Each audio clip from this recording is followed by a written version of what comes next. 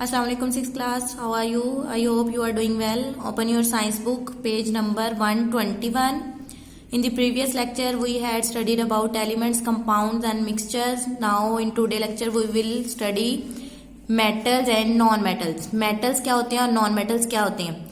Elements can be sorted into groups according to their properties. हमने जो पीछे elements पढ़े थे उनको हम लोग क्या कर सकते हैं, उनको उनकी प्रॉपर्टीज की बिना पर उसको क्या किया जाता है, ग्रुप्स में डिवाइड किया जाता है. आर दे डल और शाइनी, के वो कैसे हैं, डल हैं या फिर शाइनी कलर में या चमकदार होते हैं.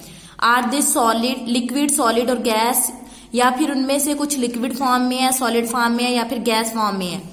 Probably the simplest way of classifying elements is by dividing them into metals and non-metals. अब जो गालबन सबसे आसान तरीका है ना एलिमेंट्स को क्या करने का, क्लासीफाई करने का, वो किस तरह से है कि उसको क्या किया जाए, टू पार्ट्स में डिवाइड कर दिया जाए, जैसे मेटल्स एंड नॉन मेटल्स. इस तरह से हमें पता चल जाता है कि एलिमेंट्स जो है वो उसकी टाइप जो है ना वो किस तरह की है, गैस है, लिक्विड है या सॉलिड है या फिर शाइनी है. The main difference between metals and non-metals are shown in the table below. नीचे metals और non-metals में डिफरेंस बताया गया. इससे आपको जो है ना ये क्लासीफाई करना जो है ना आसान हो जाता है कि कौन सी चीज मेटल है और कौन सी जो है वो नॉन मेटल है. मेटल्स जो होते हैं वो हार्ड सॉलिड्स होते हैं, ठीक है, सख्त होते हैं और सॉलिड्स फॉर्म में होती हैं. डेंस एंड फील हैवी, क्या होते हैं, जब उनको टच किया जाता है तो वो क्या होते हैं, हमें छूने पर वो क्या महसूस होते हैं, उसे उठाने पर वो हैवी होते हैं. जो नॉन मेटल्स होते हैं यूजुअली गैसेस और सॉलिड्स विच मेल्ट इजीली. नॉन मेटल्स में आमतौर पर कौन सी चीजें आती हैं, गैसेस आते हैं और सॉलिड चीजें आ जाती हैं विच मेल्ट. फॉर एग्जांपल जैसे ऑक्सीजन गैस है, ठीक है, उसके अलावा सॉलिड में हमारे पास ग्लास आ जाएगा. ये हो गए हमारे पास नॉन मेटल्स में. Not very dense and feel light, ये ज्यादा गहरे नहीं होते, ठीक है, एंड फील लाइट. और जब इनको क्या किया जाता है, ये जो होते हैं ना मतलब लाइट होते हैं, हल्के होते हैं.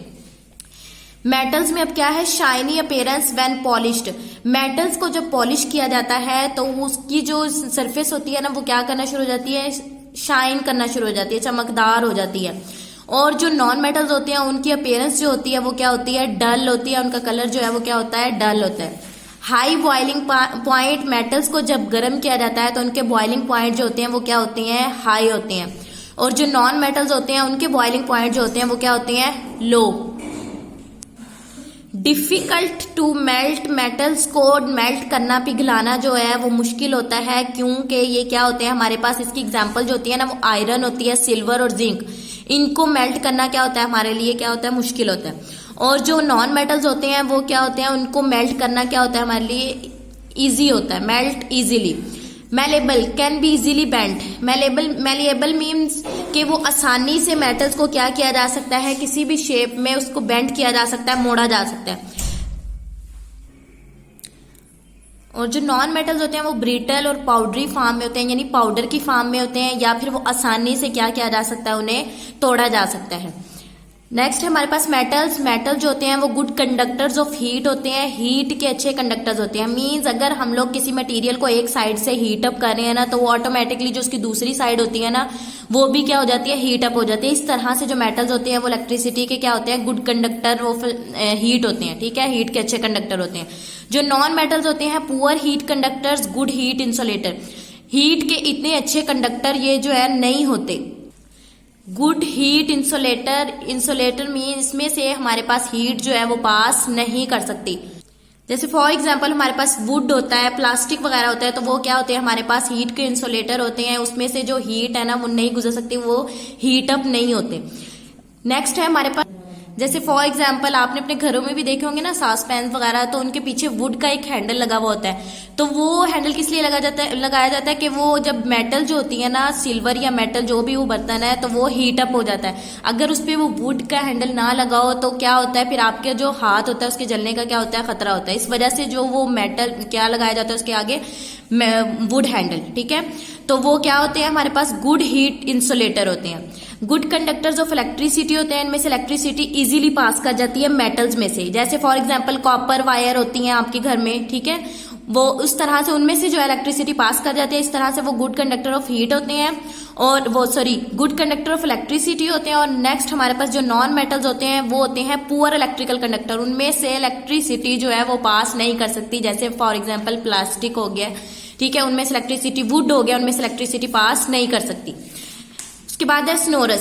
स्नोरस means making a ringing sound when heat. जब हम लोग इनमें से मेटल्स को, मेटल में से जो है ना किसी को भी हीट करते हैं ना, तो हमें क्या आती है, उसके बजने की आवाज सुनाई देती है, एक साउंड प्रोड्यूस होती है। और जो नॉन मेटल्स होते हैं ना, नॉन मेटल जो होते हैं वो नॉट स्नोरस होते हैं, मतलब उनको अगर हम लोग टच करते हैं ना तो उनमें से कोई रिंगिंग साउंड जो है वो हमें सुनाई नहीं देती। नेक्स्ट हमारे पास an easy way of checking whether an element is a metal और non metal is to see if the conduct electricity.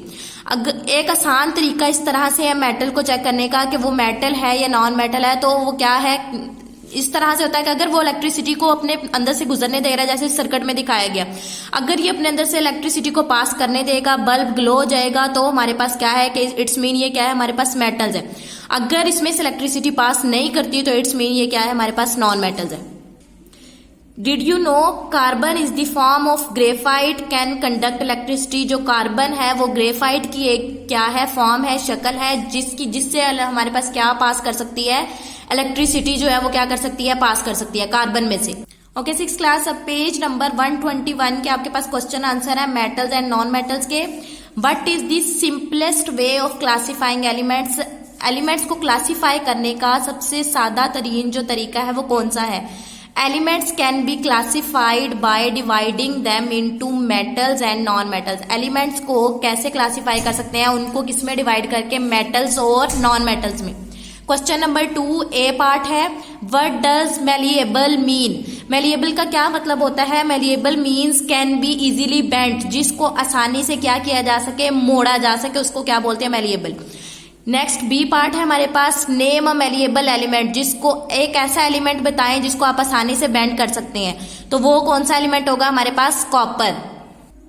Question number 3 A part, what does the sonorous mean. Sonorous का क्या मतलब होता है। Sonorous means makes a ringing sound when heat. जब इसको heat किया जाता है तो ये क्या होता है, हमारे पास एक रिंगिंग साउंड जो होती है वो प्रोड्यूस होती है, वो होता है हमारे पास स्नोरस।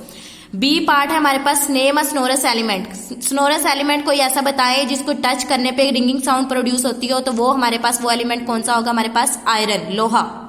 Okay, 6th class, write this question answer on your notebook with neat handwriting. Okay, Allah Hafiz.